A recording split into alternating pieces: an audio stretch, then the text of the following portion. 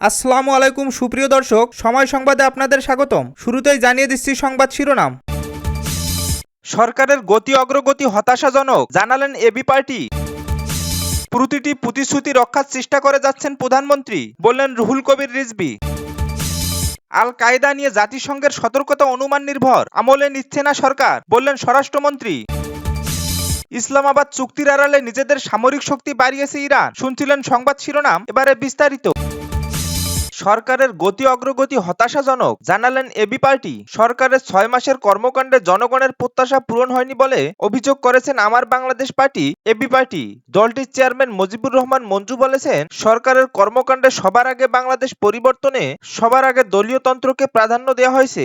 দ্রব্যমূল্যের ঊর্ধ্বগতি, বিদ্যুৎ ও গ্যাস সংকট, প্রশাসনের দলীয় নিয়োগ এবং ক্যাম্পাসে সহিংসতার কারণে সরকারের গতি ও অগ্রগতি হতাশাজনক। আজ সোমবার রাজধানীর বিজয়নগরে দলের কেন্দ্রীয় কার্যালয়ের সরকারের ৬ মাস প্রতিশ্রুতি বনাম বাস্তবায়ন জনগণের সামনে পূর্ণাঙ্গ খতিয়ান শীর্ষক সংবাদ সম্মেলনে এসব কথা বলেন এবি পার্টির নেতারা। সংবাদ সম্মেলনে দলের চেয়ারম্যান মুজিবুর রহমান মঞ্জু ও সাধারণ সম্পাদক ব্যারিস্টার আসাদুজ্জামান ফুয়াদ বক্তব্য দেন। মুজিবুর রহমান মঞ্জু বলেন, একটি নির্বাচিত সরকারকে মূল্যায়নের জন্য ৬ মাস কম সময় নয়। সরকারের মেয়াদের ১০ ভাগের ১ ভাগ এরই মধ্যে পার হয়েছে। তবে ৬ মাসেই সরকারের পূর্ণাঙ্গ সফলতা বা ব্যর্থতার হিসাব করা ঠিক হবে না।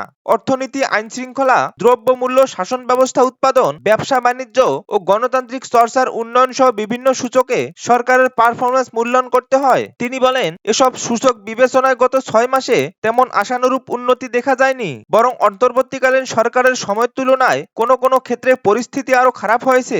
বিশেষ করে বিদ্যুৎ ও জ্বালানি ব্যবস্থার অত্যন্ত হতাশাজনক পরিস্থিতি তৈরি করেছে। মঞ্জু আরো বলেন, মানুষের জীবনযাত্রার ব্যয় বেড়েছে, কিন্তু সেই অনুপাতে জীবনমানের উন্নতি হয়নি, বরং মানুষের জীবন আরো কষ্টকর হয়েছে। দ্রব্যমূল্য বৃদ্ধির কারণে সাধারণ মানুষের জীবন সংগ্রাম অবতীর্ণ হয়ে পড়েছে। বিদ্যুৎ ও গ্যাস সংকটের কারণে শত শত কলকারখানা বন্ধ হয়েছে এবং আরো ১,০০০-এরও বেশি কলকারখানা চালুর ক্ষেত্রে অনিশ্চয়তা দেখা দিয়েছে।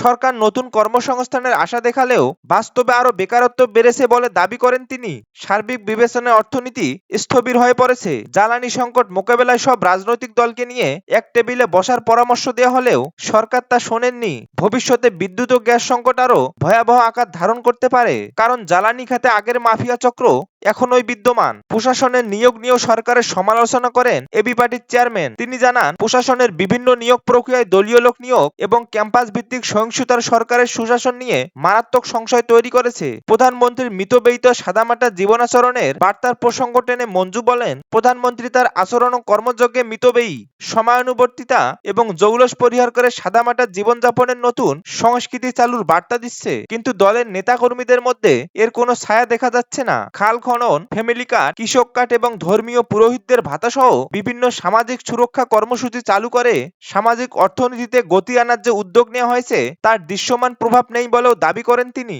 বরং এসব কর্মসূচি নিয়ে বিভিন্ন ধরনের দুর্নীতির অভিযোগ আসছে। মুজিবুর রহমান মঞ্জু বলেন, সরকার যেভাবে দেশ চালাচ্ছে তাতে বিরোধী দলের আন্দোলন করারই কোনো দরকার হবে না। জনদুর্ভোগের কারণে সাধারণ নাগরিকেরাই ধৈর্য হারিয়ে রাস্তায় নামবে।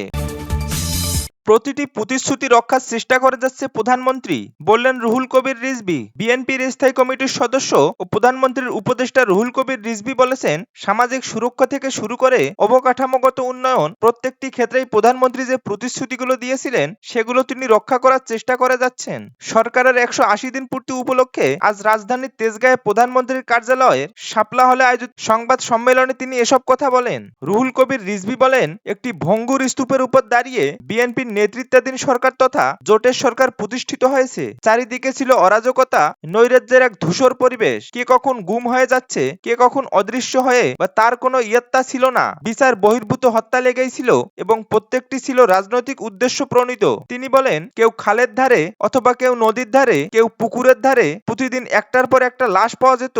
সেটা উপজেলা চেয়ারম্যানের হতে পারে, সেটা সাবেক সংসদ সদস্যের হতে পারে, সেটা কোনো ছাত্র নেতার হতে পারে, এমনকি সেটা কোনো যুবক নেতার হাজারও হতে পারে যারা গত সরকারের রাজনৈতিক মতামতের বিরুদ্ধে ভিন্ন মত দিত। একজন সাবেক এমপিকে নৌকার মধ্যে পিটিয়ে হত্যা করা হয়েছিল।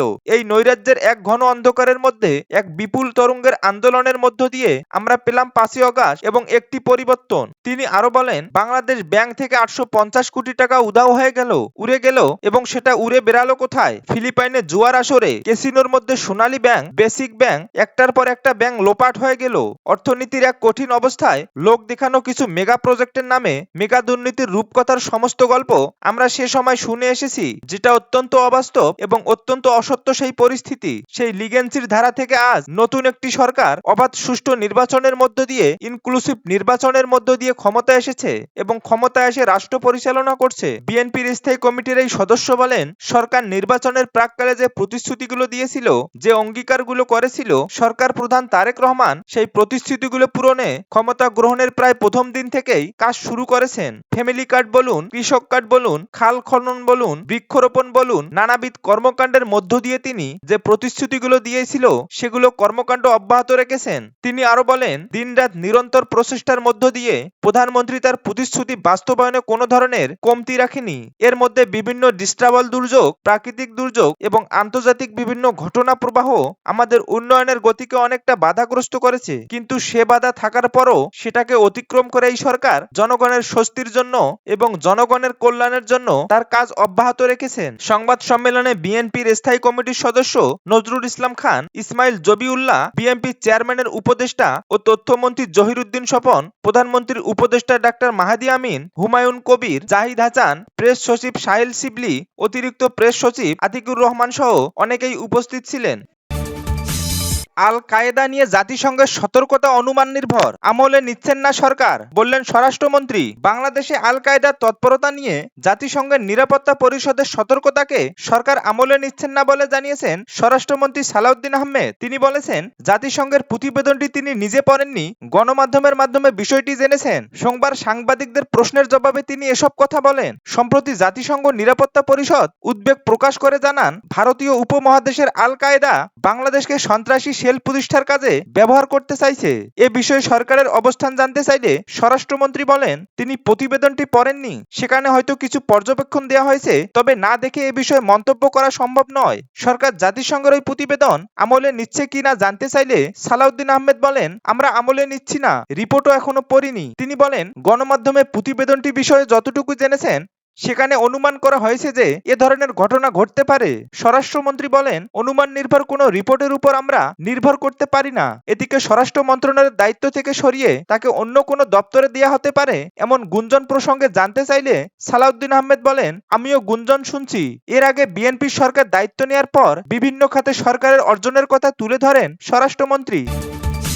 ইসলামাবাদ চুক্তির আড়ালে নিজেদের সামরিক শক্তি বাড়িয়েছে ইরান। যুক্তরাষ্ট্রের সঙ্গে যুদ্ধবিরতি ও আলোচনার জন্য নির্ধারিত 60 দিনের সময়কে কূটনীতির বদলে যুদ্ধ আরো বিস্তৃত ও সামরিক শক্তি বাড়ানোর প্রস্তুতিতে কাজে লাগিয়েছে ইরান। মার্কিন সংবাদ মাধ্যম দ্য ওয়াল স্ট্রিট জার্নালের এক প্রতিবেদনে এমন দাবি করা হয়েছে।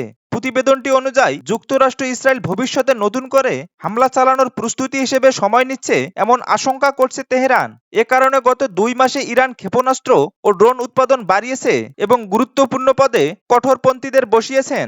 যুক্তরাষ্ট্র ইসরায়েলের সঙ্গে যুদ্ধ বন্ধে ইসলামাবাদ চুক্তির আওতায় সমঝোতা স্মারক MOE অনুযায়ী নির্ধারিত 60 দিনের আলোচনার সময়সীমা সোমবার শেষ হচ্ছে। তবে এ সময়ে যুদ্ধ বন্ধের বিষয়ে উল্লেখযোগ্য অগ্রগতি হয়নি, বরং কয়েক দফা নতুন করে সংঘর্ষে জড়িয়েছে দুই পক্ষ।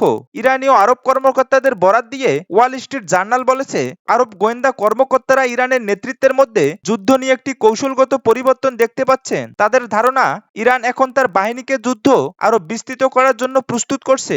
সাঙ্গো তারাস পত্রিকাটিকে বলেন, ইরানে ব্যাপকভাবে এমন ধারণা রয়েছে যে মূল যুদ্ধ এখনো শুরু হয়নি। প্রতিবেদনে বলা হয়েছে, কূটনৈতিক তৎপরতা চললেও ইরানের ইসলামী রেভলিউশনারি গার্ড কর্পস IRGC ইরাক, ইয়েমেন ও লেবাননের থাকা মিত্র গোষ্ঠীগুলোর সঙ্গে বৈঠক করে আঞ্চলিক সংঘাত বাড়ানোর পরিকল্পনা নিয়েও আলোচনা করেছে। জুলাইয়ে সৌদি আরবের সঙ্গে হুতিদের উত্তেজনা বাড়ার আগে IRGC ইয়েমেনের হুতি বিদ্রোহীদের সৌদি বন্দর ও জ্বালানি স্থাপনার সম্ভাব্য লক্ষ্যবস্তুর তালিকা দিয়েছে বলেও প্রতিবেদনে দাবি করা হয়েছে। পাশাপাশি প্রতিরোধমূলক কৌশল নিয়েও তাদের পরামর্শ দেওয়া হয়। 20 জুলাই হুতিরা লোহিত সাগর সৌদি আরবের বিরুদ্ধে নৌ অবরোধের ঘোষণা দেয়। এ জবাবে সৌদি নেতৃত্বাধীন জোট ইয়েমেনের হোদেই বন্দরে হুতিদের সামরিক স্থাপনার বিমান হামলা চালায়। এরপর হুতিরা সৌদি সৌদির তেল স্থাপনায় হামলার দাবি করে। এদিকে যুক্তরাষ্ট্র ইরানের জ্বালানি স্থাপনার হামলা চালানোর পাল্টা হামলার হুমকি দিয়ে আরব দেশগুলোর জ্বালানি অবকাঠামো বিস্তারিত লক্ষ্য তালিকাও আইআরজিসি সরবরাহ করেছে বলে কর্মকর্তাদের বরাতে জানিয়েছে জার্নাল। সংঘাতের অন্যতম প্রধান কেন্দ্র হয়ে উঠেছে হরমুজ প্রণালী। তরলকৃত প্রাকৃতিক গ্যাস এলএনজি রপ্তানির প্রায় 1/5 এই জলপথ দিয়েই পরিবহন হতো। সংঘাতের পর সেখানে জাহাজ চলাচল কমে যাওয়ায় বিশ্ববাজারে জ্বালানির দাম কমেছে কয়েক দফা। তবে সংকট নিরসনে পরোক্ষ যোগাযোগ এখনো অব্যাহত রয়েছে।